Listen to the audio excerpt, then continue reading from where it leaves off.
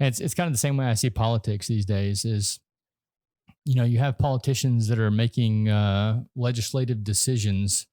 You have millionaire and billionaire politicians making legislative decisions for middle class people.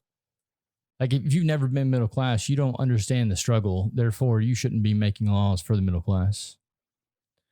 Yeah, I mean, completely out of touch. I mean, that just seems like a very prevalent problem nowadays. A lot of people talking about things that they don't have experience about. I mean, I do that all the time.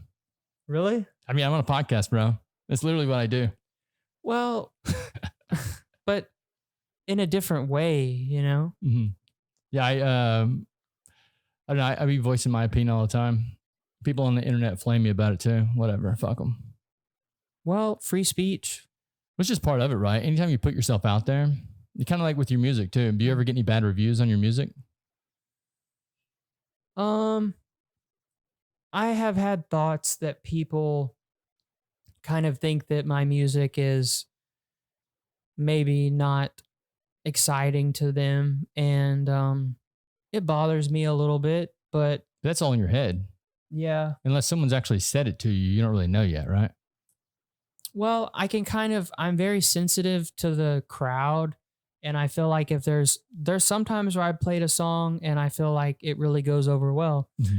And then there's some times where I feel like people are just kind of, maybe I am in my head, but I feel like they're just kind of looking like, oh, this song, like it's not really doing anything.